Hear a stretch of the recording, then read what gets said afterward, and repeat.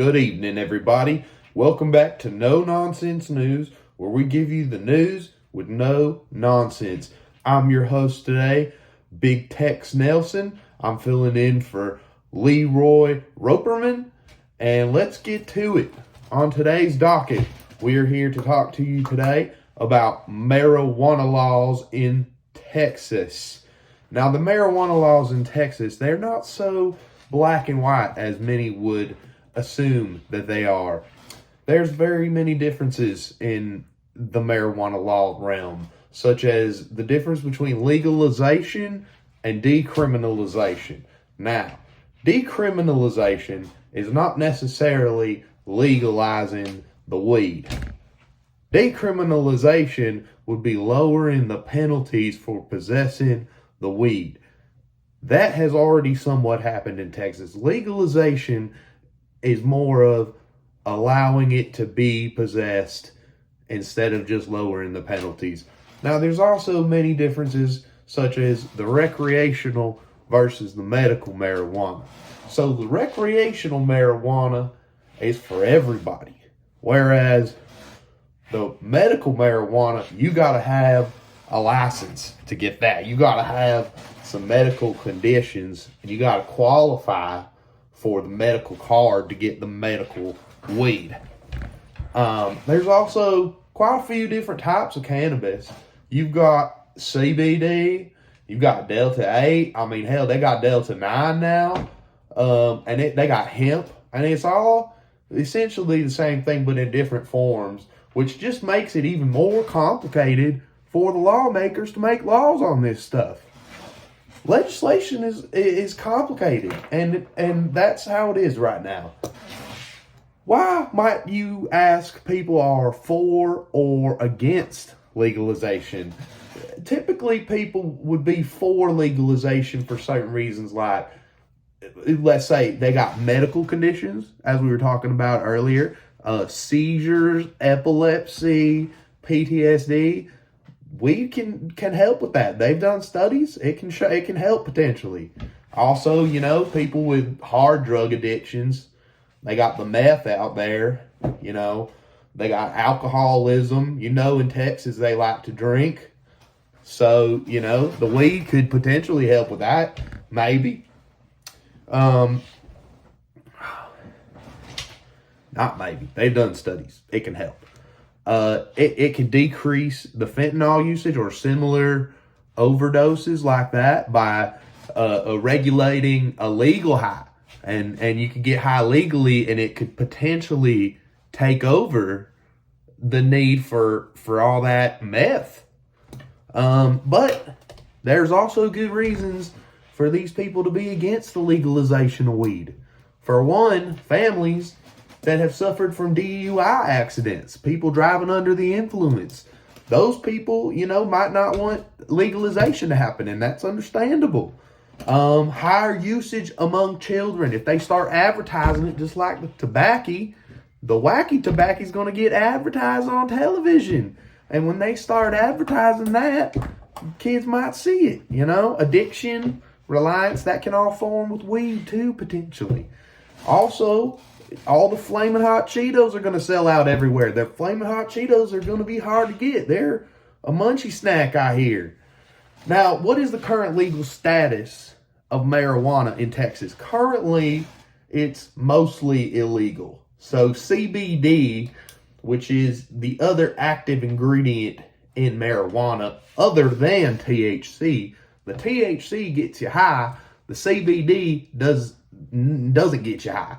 And that's legal as of right now in the state, as long as it has less than 0.3% THC, and it has to be hemp derived, so it's not supposed to get you high.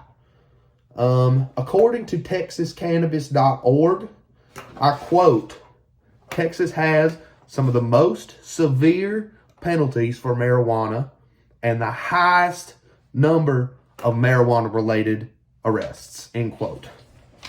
Texas is strict. We've always been that way. There's consequences for your actions. Now, the timeline of when weed prohibition began it started in 1937. In 1937, they had the Marijuana Tax Act. And I know it sounds weird the way I say it. It's because marijuana was spelled with an H instead of a J at the time, which I found interesting. And it was made illegal. It was a felony. You could even go to jail for life. If you can believe it, they'll send you away your whole life for smoking the doob in 1937. And for a long time, for 36 years, they'll send you to jail for a doob. There's people who went to jail for smoking doobies for a long time. Now, in 1973, 36 years later, that's when decriminalization began. House Bill 447 came along, and that stated that less than 2 ounces could be considered a Class B misdemeanor, but 4 ounces or more was a felony. So it just gets complicated. In 2015, another almost 40 years later, they passed the Compassionate Use Act, which it was only for medical requirements. You had to pass medical, you had to have ailments. And if you had the right ailments, you could get access to low levels of THC, specifically 0.5% or less, which is not much, but it helped. It helped some people. And in 2019, another House bill came to decriminalize, but it failed in the Senate. Even though it passed in the House, the Senate said no. The Senate said, sorry, we're not going to do this. And then and also in 2019, another one came out. It was House Bill 1325, and that was a big one for weed legalization, people. It allowed you to grow, you could sell it, or you could own it, as long as it was a low level of 0.3 or less. Now you can, as of 2019, you can have it as long as it doesn't have a lot of THC, just 0.3 or less. And that's without medical conditions, y'all. Before, you had to have a medical condition, and now you don't have to have a medical condition to get it.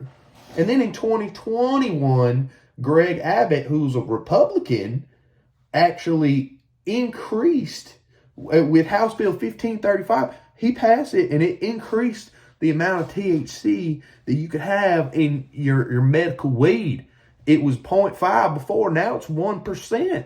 Now you get twice as high from the medical weed. And if you have PTSD, now you qualify. If you got cancer at any stage, any point you got cancer, you can go get high, according to Greg Abbott.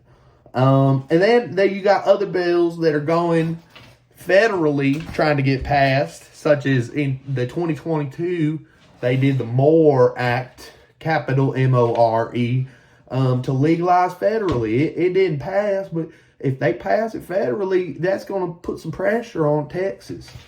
Now, where, for example, are some of the places in Texas that have loosened their laws on the marijuana and cannabis? First, in the sweet city of Austin, Texas, number one, go UT, baby. In May of 2022, Austin was the first city in Texas to decriminalize small amounts of marijuana. So you could have it. You're going to get in trouble, but not that bad. And after that, then you had Denton, you had San Marcos, Killeen, Elgin, Harker Heights. They all did the same thing. They said, you know what? Well, if Austin's doing it, it'd be a lot cooler if we did. And they did it. You wouldn't believe. And then now, Lubbock, you can believe it, Lubbock just recently got some signatures to get a marijuana initiative on the bill, to get votes on it, and they needed to get 4,800 signatures. Well, they got more than 10,000, if you can believe it. More than 10,000 signatures they got. So we'll see where that goes. We don't have the news yet because that hasn't been voted on, but they got it on there. They got it on there.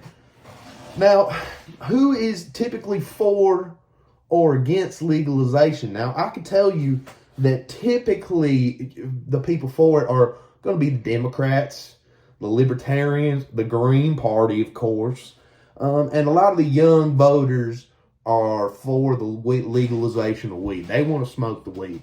Republicans are typically against, but they're coming around even in recent numbers. The Republicans even say, hey, maybe we're into it. Religious groups are usually against it, though. Parents, understandably, they're against it. Older voters, they don't need none of this hootenanny nonsense. So marijuana is viewed by the public now. It's more accepted as the years go by. You see a lot more acceptance of the devil's lettuce being in public. According to Normal, NORML, it's funny because they misspelled the name of their weed organization.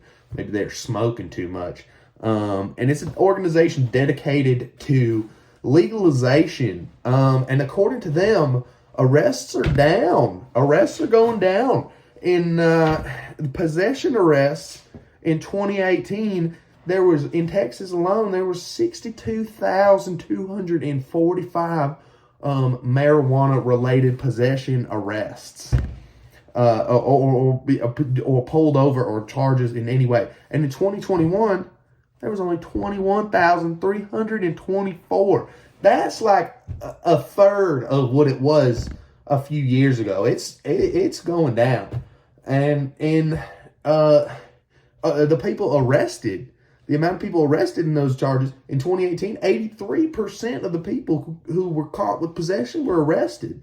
And now in 2021, it's down to 77%. Only 77% of the people getting arrested for the weed. And in 2020, during COVID, went down to 20%. 20%. Nobody was getting arrested for the weed out here. They were letting them do whatever they wanted in 2020. A poll recently at the University of Houston determined that 93% of Democrats were for legalization in some form. 79% of independents were for it. And get this, 73% of Republicans are for weed legalization. And now, but breaking that down, 82% of voters in Texas, 82% of the voters out here want legal weed. So that's maybe why we're seeing some changes recently in how marijuana is treated out here. And we want to know what you guys think. We want to know what the people think, the listeners think.